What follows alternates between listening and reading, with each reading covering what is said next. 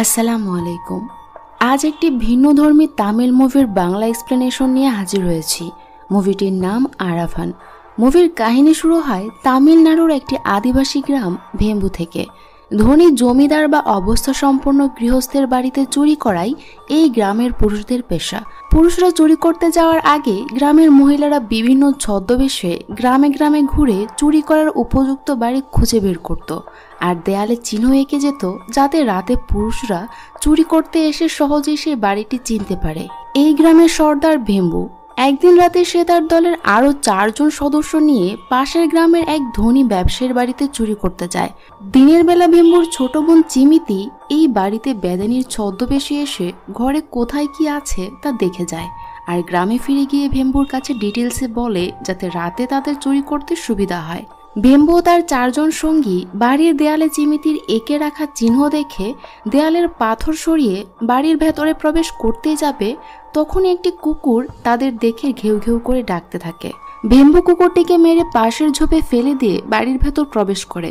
ভেম্বুরা বাড়ির ভেতর প্রবেশ করে সিন্দুক খোলার চেষ্টা করে, কিন্তু সিন্দুকের চাবি বাড়ির কর্তার বালিশের নিচে থাকায় তারা কিছুতেই চাবিটি নিতে পারে না। ফলে তারা সিদ্ধান্ত নেয় যে তারা পুরো সিন্দুকটিই নিয়ে যাবে। এদিকে তারা যখন বাড়ির ভেতর চুরি করছিল, গ্রামের একজন পাহারাদার ঝোপের ধারে মৃত কুকুরটি দেখতে পেয়ে যায়।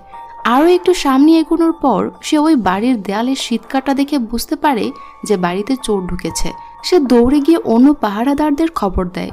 এদিকে ভেম্বুরা যখন সিন্দুক মাথায় নিয়ে ওই বাড়ির ভেতর থেকে বেরিয়ে আসে, চারদিক থেকে পাহারাদাররা তাদের ঘিরে ফেলে, কিন্তু কোনোভাবে ভেম্বুরা পাহারাদারদের মেরে সিন্দুক নিয়ে পালাতে সক্ষম হয়। নিরাপদ জায়গায় গিয়ে সিন্দুক খুলে তারা এর ভেতর থেকে অনেক স্বর্ণালঙ্কার পায়। এগুলো একজন মহাজনের কাছে বিক্রি করে তারা সবার জন্য খাবার কিনে গ্রামে ফিরে আসে। তবে মহাজন তাদের প্রত্যাশা অনুযায়ী দাম দেয়নি বলে তাদের কিছুটা মন খারাপ ছিল। এরপর দিন মহারাজের সৈন্যরা গ্রামে হামলা করে গ্রামবাসীদের মারতে থাকে। ভেম্বু সেনাপতিকে জিজ্ঞেস করে যে তারা কি করেছে, কেন তারা গ্রামবাসীদের মারছে। সেনাপতি ভেম্বুকে বলে যে তাদের গ্রামের কেউ মহারানীর হীরার নেকলেস চুরি করেছে, তা ফিরিয়ে না দিলে মহারাজ কাউকে বাঁচতে দেবে না। ভেম্বু সেনাপতিকে বলে যে তারা কেউ মহারানীর নেকলেস চুরি করেনি। সেনাপতি বলে আমাদের সৈন্যরা তাকে ধাওয়া করেছিল, তার পোশাক আশাক ভেম্বুদের মতোই। তাছাড়া চুরি করার আগে সে অন্য একজনের কাছে নিজেকে এই গ্রামের বলে পরিচয় দিয়েছিল। মহারাজ এও ঘোষণা দিয়েছে যে যে ওই নেকলেসটি ফিরিয়ে দিতে পারবে তাকে মহারাজ 100 স্বর্ণ মুদ্রা দেবেন। একথা শুনে ভেম্বু সেনাপতিকে বলে আমি যে করেই হোক ওই নেকলেস খুঁজে মহারাজকে ফিরিয়ে দেব, আপনি ফিরে যান। সেনাপতি তার দলবল নিয়ে ফিরে গেলে ভেম্বু বেরিয়ে পড়ে সেই নেকলেসের খোঁজে, কারণ এটি খুঁজে পেলে মহারাজের কথা মতো 100 স্বর্ণমুদ্রা দিয়ে তারা গ্রামের সবার জন্য সারা বছরের খাবার কিনতে পারবে। তার কাছে ওই চোরের শুধু এইটুকুই ক্লু ছিল যে সে ভেম্বুরান গ্রামের নয়, কিন্তু নিজেকে এই গ্রামের বলে পরিচয় দিয়েছিল। ভেম্বু চলতে চলতে একজন রাখালকে দেখতে পায় ছাগল চড়াচ্ছে। সে রাখালকে জিজ্ঞেস করে যে শহরে যাবে কোন পথে। রাখাল ভেম্বুকে জিজ্ঞেস করে তুমি কোন গ্রাম থেকে এসেছ। ভেম্বু বলে আমি ভেম্বুরান গ্রাম থেকে এসেছি। ওই রাখাল ভেম্বুরানকে বলে ও আচ্ছা, তুমিও ভেম্বুরান গ্রামের। কিছুদিন আগেও তোমাদের গ্রামের আরেকজন লোক মহারাজের বাড়ির সন্ধান করছিল। আজ আবার কিছুক্ষণ আগে সেই লোক রাজ্যের রাজকোষাধ্যক্ষের বাড়ির খোঁজ করছিল। ভেম্বু বুঝতে পারে যে এই সেই চোর যে ভেম্বুরান গ্রামের নাম করে চুরি করছে। সে দ্রুত রাজকোষাধ্যক্ষের বাড়ির পাশে গিয়ে একটি গাছে উঠে লুকিয়ে পড়ে। কিছুক্ষণ পর সে ওই চোরটিকে দেখতে পায়। চোরটি বাড়ির চারপাশটা ভালো করে একবার দেখে নেয়। সে দেখে যে বাড়ির দেয়াল ঘেঁষে একটি কাঁঠাল গাছ আছে। এটি দিয়ে সে বাড়ির ভেতর চলে যেতে পারবে। যাবার সময় সে রাজকোষাধ্যক্ষের স্ত্রীকে দেখতে পেয়ে একটি মুচকি হাসি দেয়।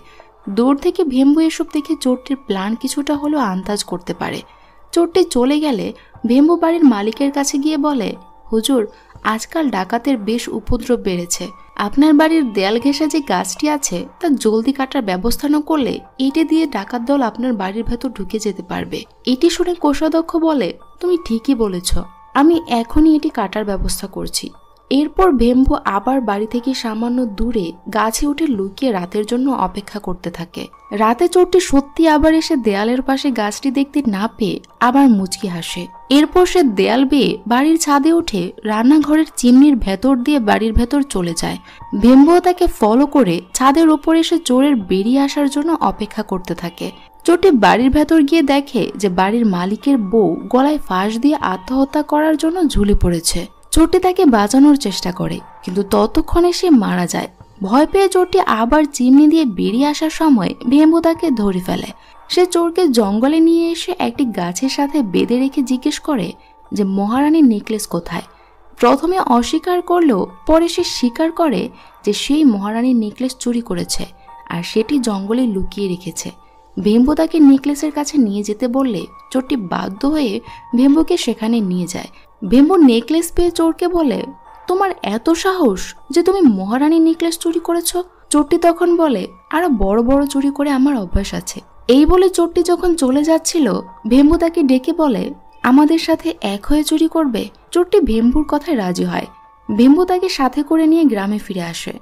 তখন আমরা জানতে পারি চোরটির নাম কম্বুদ। গ্রামের সবাই ভেম্বুকে মাথায় তুলে আনন্দে নাচতে থাকে। ভেম্বু গ্রামবাসীকে বলে যে কম্বুদ অনেক ভালো আর দক্ষ চোর, এখন থেকে সেই গ্রামে তাদের সাথেই থাকবে। গ্রামের সবাই প্রথমে একজন অপরিচিত মানুষকে গ্রামে থাকতে দিতে না চাইলেও কম্বুদের সাহস আর শক্তি দেখে অবশেষে রাজি হয়, কিন্তু শর্ত দেয়া হয় যে কম্বুদের ঘর বসতি থেকে দূরে পাহাড়ে তৈরি করতে হবে। ওই দিনই ভেম্বু মহারাজের কাছে সেই উদ্ধার হওয়ার নেকলেস ফিরিয়ে দিয়ে 100 স্বর্ণমুদ্রা নিয়ে গ্রামের সবার জন্য গাড়ি ভর্তি খাবার নিয়ে গ্রামে ফিরে। সেদিন থেকে কম্বুদ এই গ্রামেই বসবাস করতে থাকে। সে ভেম্বু ও তার দলের সাথে বিভিন্ন জায়গায় চুরি করতে থাকে। কম্বুদের সাহস ও বুদ্ধিমত্তায় পুরো গ্রাম খুশি ছিল। ধীরে ধীরে সে গ্রামবাসীদের মনে জায়গা করে নেয়। একদিন ভেম্বু সুরক্ষিত দুর্গ কোট্টায়ায় চুরি করার সিদ্ধান্ত নেয়। আজ পর্যন্ত কেউ কোট্টায়ায় চুরি করতে গিয়ে সফল হয়ে ফিরে আসেনি। একদিন রাতে ভেম্বু, কম্বুদ ও আরো 3 জন বেরিয়ে পড়ে কোট্টায়া দুর্গে চুরি করার উদ্দেশ্যে। পাহারাদারদের চোখ ফাঁকি দিয়ে তারা দুর্গের ভেতর প্রবেশ করতে পারলেও সিন্দুক নিয়ে পালানোর সময় পাহারাদাররা তাদের দেখে ফেলে। দ্রুত দৌড়ে পালানোর সময় অসাবধানতাবশত ভেম্বু দুর্গের ভেতরে একটি কুয়ায় পড়ে যায়। কম্বুদ ও বাকি 3 জন কোনো মতে সিন্দুক নিয়ে পালিয়ে যেতে সক্ষম হয়। পাহারাদাররা ভেম্বুকে ধরে ফেলে আর অনেক মারে। মারতে মারতে তারা ভেম্বুর শরীরের হাড়গোড় সব ভেঙে ফেলে। পাহারাদার দলের সর্দার মোগারাম যখন ভেম্বুর ধর থেকে মাথা আলাদা করতেই যাবে তখনই কম্বুদ এক পাল সার নিয়ে এসে পাহারাদারদের মেরে ভেম্বুকে উদ্ধার করে নিয়ে যায়। মোগারাম কম্বুদকে দেখে কেমন যেন থমকে যায়। মনে হয় যেন মোগারাম কম্বুদকে আগে থেকেই চিনে। ভেম্বুকে গ্রামে ফিরিয়ে আনলে চিকিৎসক ভেম্বুর চিকিৎসা শুরু করে। নিজের প্রাণ বিপন্ন করে কম্বুদ ভেম্বুকে ফিরিয়ে আনায় গ্রামের সবাই কম্বুদকে ধন্যবাদ জানায় আর আশীর্বাদ করে। চিকিৎসায় ভেম্বু কিছুদিনের মধ্যে সেরে ওঠে। এদিকে ভেম্বুর বোন চিমিতি কম্বুদকে পছন্দ করতে শুরু করে, কিন্তু কম্বুদ তাকে মানা করে দেয়। একদিন কম্বুদ ও ভেম্বু একটি ষাঁড়ের লড়াই দেখতে যায়। সেখানে ষাঁড়ের সাথে মানুষ লড়াই করে ষাঁড়কে হারাতে পারলে অনেক টাকা পুরস্কার পাওয়া যায়। লড়াই দেখতে যাওয়ার সময় ভেম্বু কম্বুদকে বলে, আমার বোন চিমিতি তোমাকে পছন্দ করে, বিয়ে করতে চায়, তুমি কি বলো? কম্বুদ বলে, আমি তাকে বিয়ে করতে পারবো না। ভেম্বু বলে, কেন, কি সমস্যা, নাকি আমার বোন তোমার যোগ্য নয়? কম্বুদ বলে, তেমন কিছুই না ভাই, কিন্তু আমি তাকে বিয়ে করতে পারবো না। এটি বলে কম্বুদ চলে যায়। এতে ভেম্বু অনেক রাগ করে। সে একটি ষাঁড়ের সাথে লড়াই করে আহত হলে কম্বুদ তাকে বাঁচাতে ওই ষাঁড়ের সাথে লড়াই করে আর ষাঁড়টিকে হারিয়ে দেয়। ঠিক তখনই মোগারাম ও তার লোকজন সেখানে এসে কম্বুদকে মারতে থাকে। ভেম্বুর মোগারামের কাছে গিয়ে বলে, তোমরা ওকে মারছো কেন? যদি চুরির মাল ফেরত নিতে চাও তবে নিয়ে যাও, কিন্তু ওকে মেরো না। মোগারাম তখন বলে, শুধু চুরি হওয়া মালের জন্য আমরা এত পথ পাড়ি দিয়ে এখানে আসিনি, আমরা এসেছি তাকে ধরে নিয়ে যেতে। তোমরা জানো একে? এ হচ্ছে আমার শালার হত্যাকারী আর আমাদের নরবলি। বলির আসর থেকে পালিয়ে গিয়েছিল এই জীবা আর তার গ্রাম মাথুর। এসব কথা শুনে উপস্থিত ভেম্বু ও অন্যান্যরা অবাক হয়ে যায়। মোগারাম বলে, আমরা একে আমাদের গ্রামে নিয়ে গিয়ে বলি পূর্ণ করব। ভেম্বু বলে, না, আমি তাকে কিছুতেই নিয়ে যেতে দেব না। মোগারাম বলে, গত 9 বছর ধরে আমরা তাকে খুঁজছি, আর আজ একে হাতের মুঠোয় পেয়ে কিছুতেই ছাড়বো না। এই বলে সে ভেম্বুকে ধাক্কা মেরে ফেলে দিয়ে জিভাকে গরুর গাড়িতে বেঁধে নিয়ে যায়। মারাত্মক আহত জিভার তার পুরনো স্মৃতি মনে পড়তে থাকে। এখান থেকে সিন ফ্ল্যাশব্যাকে চলে যায় 9 বছর আগে। জিভা মাথুর গ্রামের বীর পুরুষদের একজন ছিল। সে তার মা সীতার সাথে গ্রামের এক পাশে একটি ছোট্ট ঘরে থাকত। তার সবচেয়ে ভালো বন্ধু ছিল বাল্লি। গ্রামের পণ্ডিতের মেয়ে শোভানী ও জিভা একে অন্যকে খুব পছন্দ করত। একদিন সকালে জিভাদের গ্রামের একপাশে একটি মৃতদেহ পড়ে থাকতে দেখা যায়। গ্রামের কেউ বলতে পারছিল না যে মৃতদেহটি কার। তার মানে এই মৃতদেহটি এই গ্রামের নয়। গ্রামের একজন বৃদ্ধ গ্রাম প্রধানকে জানায় যে গত রাতে সে এই লোকটিকে এখানে আসতে দেখেছিল। লোকটি তাকে বলেছিল যে সে খুব ক্লান্ত, আজ রাত্রে এখানে থেকে সকালে চলে যাবে। এরপর সে ঘুমিয়ে পড়ে। লোকটি কিভাবে মারা গেছে তা সে জানে না। গ্রাম প্রধান তখন ওই বৃদ্ধকে বলে, তোমার এই অপরিচিত লোকটিকে এখানে থাকতে দেওয়ার আগে তার ব্যাপারে খোঁজ খবর নেওয়া প্রয়োজন ছিল। আমাদের গ্রামে এসে একটা লোক মারা গেছে, এখন তো তার দায়ভার আমাদের উপরেই পড়বে। যাই হোক, যা হবার হয়েছে। এখন তোমরা দুজন দুজন করে পুরো এলাকায় ছড়িয়ে পড়ো আর প্রতিটি গ্রামে গ্রামে গিয়ে খবর দাও, যাতে তারা এসে দেখে যায় যে এটি তাদের গ্রামের কিনা। এর পরিচয় না জেনে আমরা একে শ্মশানে পোড়াতে পারবো না। জিভা তখন গ্রাম প্রধানকে বলে, আমরা কি কাচুয়ান গ্রামেও খবর পাঠাবো? তখন আমরা জানতে পারি মাথুর আর কাচুয়ান গ্রামের মধ্যে দীর্ঘদিন ধরে বিরোধ লেগেই আছে। এই কাচুয়ান গ্রামের গ্রাম প্রধান মুগারাম। কিছুদিন আগে দুই গ্রামের লড়াইয়ে অনেক ক্ষয়ক্ষতি হয়েছে। শেষ পর্যন্ত মহারাজ শিবসিংহর মধ্যস্থতায় দুই গ্রামের লড়াই বন্ধ হয়েছে, কিন্তু শত্রুতা ঠিক আগের মতোই আছে। গ্রাম প্রধান তখন গ্রামের মুরব্বীদের জিজ্ঞেস করে যে তারা কাচুয়ান গ্রামেও খবর পাঠাবে কিনা। মুরব্বীরা সবাই খবর পাঠানোর পক্ষে মত দেয়। চারদিকে লোক ছড়িয়ে পড়ে খবর দেওয়ার জন্য। বিভিন্ন গ্রাম থেকে মাথুর গ্রামের লোক আসতে থাকে এটি দেখার জন্য যে এই মৃতদেহটি তাদের গ্রামের কিনা। কিন্তু কেউ মৃতদেহটি চিনতে পারে না। সবশেষে আসে কাচিয়ান গ্রামের গ্রাম প্রধান মোগারাম। মৃতদেহটি দেখে সে রাগে চিৎকার করতে শুরু করে, কারণ মৃতদেহটি তার শালা শৈলগিরির। সে গ্রাম প্রধানকে বলে, তোমরা আমার শালাকে মেরে ফেলেছ, আমি তার প্রতিশোধ নিয়েই ছাড়ব, ছাড়খাড় করে দেব তোমাদের গ্রামকে। গ্রামের সবাই মোগারামকে বোঝানোর চেষ্টা করে যে তারা জানেই না যে শৈলর মৃতদেহটি এখানে আসলো কোথা থেকে, তারা নির্দোষ। কিন্তু মোগারাম রাগে গজরাতে গজরাতে তার গ্রামে খবর দেওয়ার জন্য চলে যায় আর তাদেরকে হুমকি দিয়ে যায় যে সে এর কঠিন প্রতিশোধ নেবে। গ্রাম প্রধান বুঝতে পারে যে মোগারাম তার বাহিনী নিয়ে গ্রাম আক্রমণ করবে। এজন্য সে বালিকে বলে গ্রামের সব মহিলা, শিশু ও বৃদ্ধদের দূরের পাহাড়ে নিয়ে যেতে, আর জিভাকে বলে দ্রুত মহারাজের কাছে গিয়ে খবর পৌঁছাতে। গ্রাম প্রধানের আশঙ্কাই সত্যি ছিল। মোগারাম তার বাহিনী নিয়ে আসতে থাকে মাথুর গ্রামের দিকে। এদিকে মাথুর গ্রামের গ্রাম প্রধানও তার লোকজন নিয়ে সামনে অগ্রসর হয় মোগারামকে বাধা দিতে। দুই পক্ষই যখন মুখোমুখি অবস্থায় চলে আসে, জিভা তখন মহারাজকে নিয়ে সেখানে আসে। মহারাজ শিবসিংহ সবাইকে শান্ত করে মাটিতে বসতে বলে। সে মোগারামকে কথা দেয় যে সে এর ন্যায় বিচার অবশ্যই করবে। শিবসিংহ নিহত শৈলগিরির মাকে দাঁড়িয়ে তার অভিযোগ জানাতে বলে। শৈলগিরির মা বলে, মহারাজ, আমার 4টি মেয়ের পর এই একমাত্র ছেলে হয়েছিল। ওর জন্য আমি 15 বছর কত কষ্ট করেছি।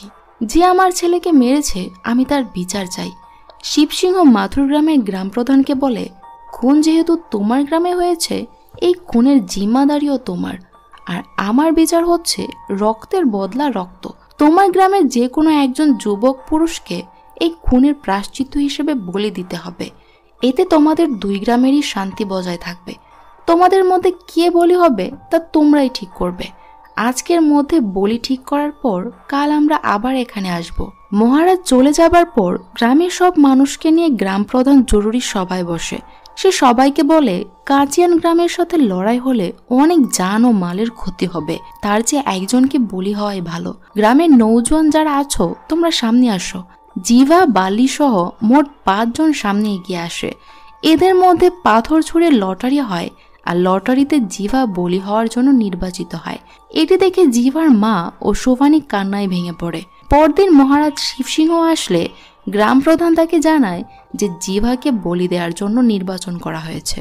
মহারাজ জিভাকে বলে, তুমি তোমার গ্রামের জন্য বলি হচ্ছ, তুমিও আজ থেকে সবার পূজনীয় হবে।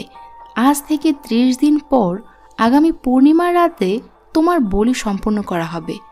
এই ঘোষণা দিয়ে মহারাজ চলে যায়।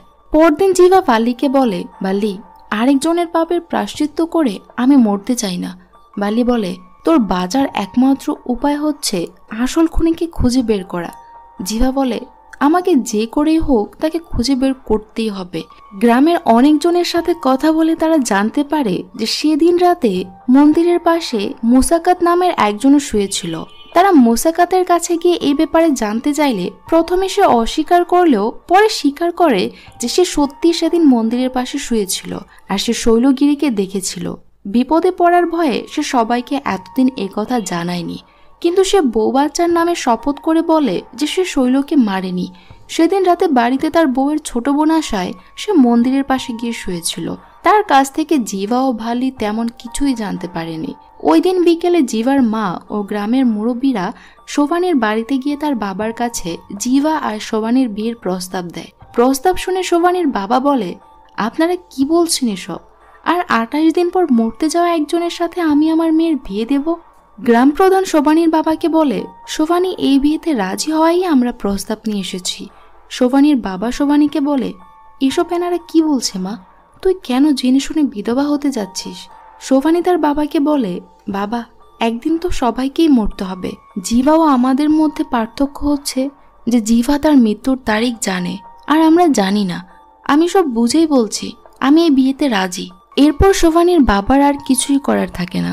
পরদিন জিভা আর শোভানির বিয়ে হয়ে যায়, কিন্তু জিভা এই বিয়ে করতে চায়নি, কারণ সে চায়নি শোভানি কিছুদিনই বিধবা হোক।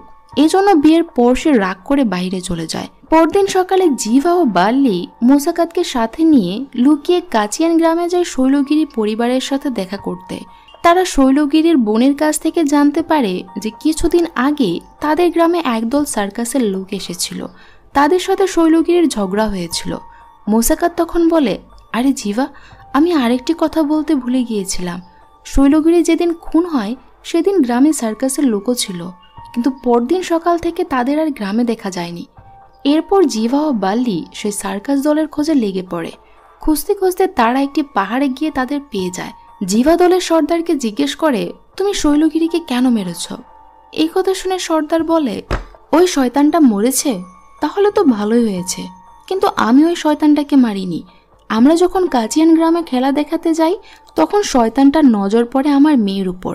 আমার মেয়েকে ফুসলিয়ে ফাসলিয়ে নিজের প্রেমের জালে ফেলে। এই নিয়ে তার সাথে আমার বেশ কয়েকবার ঝগড়াও হয়েছিল। আমরা কাচিয়ান গ্রাম থেকে মাথুর গ্রামে চলে আসলে সেও আমাদের অনুসরণ করে মাথুর আসে। সেদিন রাতে তাকে আবার আমার মেয়ের সাথে দেখে আমার রাগ হয়েছিল আর তাকে মেরে ফেলার হুমকিও দিয়েছিলাম, কিন্তু আমি তাকে মারিনি। আমি আমার মেয়েকে নিয়ে সেদিন রাতেই মাথুর গ্রাম ছেড়ে এই পাহাড়ে চলে আসি। জিভা এবারও সত্যি পর্যন্ত পৌঁছাতে পারেনি। ওই দিন রাতে জিভা মন খারাপ করে মন্দিরে ছিল। শোভানি তাকে ঘরে নিতে আসলে সে শোভানির সাথে খারাপ ব্যবহার করে। এতে শোভানি অনেক কষ্ট পায়। কিছুক্ষণ পর জিভা ঘরে গিয়ে দেখে শোভানি কান্না করছে। সে তার খারাপ ব্যবহারের জন্য শোভানির কাছে ক্ষমা চায় আর বলে, আমি তোমার সাথে 26 দিন নয় 100 বছর বাঁচতে চাই। আমি বলি হতে চাই না শোভানি। পরদিন মোসাকাত একটি কোমরে পড়ার রূপোর চেন বিক্রি করতে লুকিয়ে একজন সর্দারের কাছে যায়, কিন্তু পথে জিভা তাকে দেখে ফেলে। জিভা তাকে জিজ্ঞেস করে যে সেই চেন কোথায় পেয়েছে। প্রথমে বলতে না চাইলেও জিভা তাকে এক চর বসিয়ে দিলে সে বলে যে সেদিন খুব ভোরে ঘুম থেকে উঠে ঘরে যাবার সময় সে দেখে শৈলগিরি মাটিতে শুয়ে আছে আর তার গলা কাটা।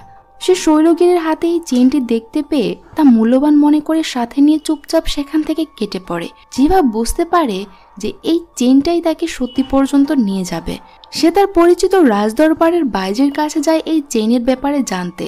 এই বাইজি জিভাকে বলে যে এটি সে খুব ভালো করেই জানে, এটি মহারাজ শিবসিংহের। এই কথা শুনে জিভা মহারাজ শিবসিংহের কাছে যায়। সে শিবসিংহকে রূপার চেনটি দেখিয়ে বলে, এটি নিশ্চয়ই আপনার।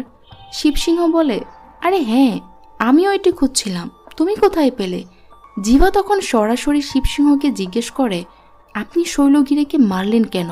এই কথা শুনে শিবসিংহ প্রথমে ভিমড়ি খেয়ে গেল, পরে জিভাকে বলে, তুই যখন সব জেনে গেছিস তবে বাকিটাও জান। এমনিতেও তো তোর আগামীকাল বলি, একদিন আগে যখন মরতে এখানে এসেছিস তখন সত্যিটা জেনেই মর। এরপর সিন ফ্ল্যাশব্যাকে চলে যায় 1 মাস আগে। একদিন একজন ধাত্রী ছোট রানীকে পরীক্ষা করে এসে বলে, মহারাজ, সুখবর আছে, ঈশ্বর আপনার বংশধর দিয়েছেন ছোট রানীর গর্ভে। এই কথা শুনে শিবসিংহ বলে, নষ্ট করে দাও এই সন্তান। ধাত্রী বলে, এ কি বলছেন মহারাজ? তখন সেখানে ছোট রানী এসে ধাত্রীকে চলে যেতে বলে। ধাত্রী চলে গেলে রানী মহারাজকে বলে, কি মহারাজ, খুব অবাক হচ্ছেন না যে আপনি আমাকে ছুঁতেও পারলেন না, অথচ আমি মা হলাম কি করে? আপনি আমার বাবা মা, ভালোবাসার মানুষ সবাইকে মেরে আমাকে অপহরণ করে এনেছেন, আমার গ্রাম ধ্বংস করে দিয়েছেন, আমার বসতির লোকদের নিজের দাস বানিয়েছেন। এখন আমার গর্ভে যে বাচ্চা, এটিও এক আদিবাসীর। একদিন আপনার এই রাজ্যের রাজ করবে একজন আদিবাসীর সন্তান। এইসব শুনে মহারাজ রানীর দ্বাররক্ষীকে জিজ্ঞেস করে গত 1 মাসে কোনো আদিবাসী পুরুষ রানীর কাছে গিয়েছিল কিনা। রক্ষী তখন রাজাকে বলে, কাজিয়ান গ্রামের একজন সুগন্ধি বিক্রেতা রানীর কাছে এসেছিল সুগন্ধ বিক্রি করতে। রানী তখন ওই সুগন্ধি বিক্রেতার সাথে শারীরিক সম্পর্ক করে রাজার উপর প্রতিশোধ নেয়ার জন্য। তখন আমরা জানতে পারি ওই সুগন্ধি বিক্রেতাই ছিল শৈলগিরি। মহারাজ শৈলগিরির ব্যাপারে এসব জানার পর তার গুপ্তচর লাগায় শৈলগিরির পেছনে। গুপ্তচর সেদিন রাতে মহারাজকে খবর দেয় যে শৈলগিরি মাথুর গ্রামে আছে। রাজা তখন মাথুর গ্রামে গিয়ে নিজ হাতে শৈলগিরিকে খুন করে। খুন করার সময় শৈলগিরির হাতে মহারাজের চেন রয়ে গিয়েছিল। এরপর সে মহলে ফিরে রানীকেও বালিশ চাপা দিয়ে খুন করে। সিন আবার প্রেজেন্টে ফিরে আসে। শিবসিংহ জিভাকে বলে, তুই সব সত্য যখন জেনে ফেলেছিস তোকে এখন মরতে হবে। এই বলে সে জিভাকে আক্রমণ করে, কিন্তু বৃদ্ধ মহারাজ নৌজোয়ান জিভার সাথে লড়াই পেরে ওঠে না। সে শিবসিংহকে হাতে পায়ে বেঁধে ঘোড়ার গাড়িতে করে গ্রামে নিয়ে আসতে থাকে, কিন্তু পথে একটি পাথরে গাড়ির চাকা আঘাত পেয়ে ঘোড়ার গাড়ি খণ্ড বিখণ্ড হয়ে যায়। শিবসিংহ জিভা দুজনেই গাড়ি থেকে ছিটকে পড়ে। এদিকে আজ বলির দিন চলে এসেছে, কিন্তু জিভাকে কোথাও খুঁজে পাওয়া যাচ্ছে না। তাই গ্রামের সবাই তাকে খোঁজাখুঁজি শুরু করে, কিন্তু জিভা কোথাও নেই। মোগারামও তার দলবল নিয়ে চলে এসেছে বলি দেখতে, কিন্তু জিভা পালিয়ে গেছে জানতে পেরে সে চিৎকার চেঁচামেচি শুরু করে। সে মাথুর গ্রাম প্রধানকে বলে, আজ জিভাকে বলি দিতে না পারলে আরো 100টা লাশ পড়বে। গ্রাম প্রধান কোনো উপায় না পেয়ে মোগারামকে বলে, ঠিক আছে, আমরা আরেকজন বলি ঠিক করে আজই বলি দেওয়া সম্পন্ন করব। সে মোগারামের পায়ে ধরে ক্ষমা চায়। অন্যদিকে শিবসিংহ সুযোগ পেয়ে জঙ্গলে পালিয়ে যায়। জিভাও তার পিছু নেয়। দৌড়াতে দৌড়াতে সে পাহাড়ের শেষ সীমানায় চলে আসে। তার সামনে বিশাল খাদ। কোনো উপায় না পেয়ে সে খাদে লাফিয়ে পড়ে। জিভাও তাকে ধরার জন্য লাফ দেয়, কিন্তু পাথরে মাথায় আঘাত লেগে শিবসিংহ সেখানেই মারা যায়, আর জিভার পা একটি পাথরে আটকে যায়। এদিকে গ্রামে আবার লটারি হয় বলি নির্বাচনের জন্য। এবার লটারিতে নাম ওঠে জিভার বন্ধু ভাল্লির। কথা মতো গ্রামে ভাল্লিকে বলি দেওয়া হয়। গ্রাম প্রধান ঘোষণা করে যে নিয়ম অনুসারে জিভা এখন থেকে মৃত্যুদণ্ডের আসামি। তাকে যে যেখানে পাবে সেখানে হত্যা করতে পারবে। জিভাকে মারাত্মক আহত অবস্থায় অন্য গ্রামের একজন লোক দেখতে পেয়ে তার সাথে নিজের গ্রামে নিয়ে আসে। লোকটি জিভাকে 4 মাস চিকিৎসা করে সুস্থ করে তোলে। এর মাঝে একদিন জিভা কিছুটা সুস্থ হয়ে রাতে চুপি চুপি তার ঘরে আসে। জিভা তার মা ও শোভানির কাছে সবকিছু খুলে বলে, কিন্তু জিভার মা তাকে বলে যে বাবা, এই সত্য কেউ বিশ্বাস করবে না। জিভা তখন বলে, আমার জন্য আমার বন্ধু বাল্লি বলি হয়েছে। মা, আমিও গ্রামবাসীর কাছে ধরা দিয়ে বলি হব। আমি চাই না বাল্লির ছেলে সারা জীবন আমাকে অপরাধী মনে করুক। শোভানি তখন কাঁদতে কাঁদতে বলে, তুমি বলি হবার আগে অন্তত নিজের সন্তানের মুখটা দেখে যাও।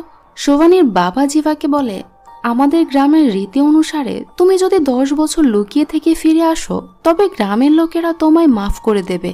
যাও বাবা, তুমি কোথাও 10 বছর লুকিয়ে থাকো। এটি এই গ্রামের পণ্ডিত হিসেবে নয়, এক মেয়ের বাবা হয়ে তোমাকে অনুরোধ করছি যাতে আমার মেয়ে বিধবা না হয়। অবশেষে সবার অনুরোধে জিভা আবার জঙ্গলে পালিয়ে যায়। 9 বছর সে বিভিন্ন জায়গায় পালিয়েছিল। এর মাঝে তার মা ও শোভানির বাবা মারা যায়। এভাবে 9 বছর জঙ্গলে পালিয়ে বেড়ানোর পরেই একদিন ভেম্বুর সাথে তার দেখা হয়, আর ভেম্বু তাকে নিজের গ্রামে নিয়ে যায়। সিন এখান থেকে আবার প্রেজেন্টে ফিরে আসে, যেখানে মোগারাম জিভাকে গাড়িতে করে নিয়ে যাচ্ছে। কিছু দূর যাবার পর ভেম্বু তার লোকদের নিয়ে মোগারামকে মেরে জিভাকে উদ্ধার করে নিয়ে যায়। কিন্তু জিভাকে নিয়ে ভেম্বু গ্রামে ফেরার আগেই মাথুর অর্থাৎ জিভার নিজের গ্রামের লোকেরা ভেম্বুর পথ আটকে জিভাকে তাদের হাতে তুলে দিতে বলে, কিন্তু ভেম্বু এতে রাজি হয় না। এই নিয়ে ভেম্বু মাথুর গ্রামবাসীদের মধ্যে কথা কাটাকাটি শুরু হলে জিভা ভেম্বুকে বলে, ভাই, আমাকে এদের হাতেই তুলে দাও, আমার এই ফেরারি জীবন আর ভালো লাগছে না। ভেম্বু বলে, তুমি কি পাগল হয়েছ?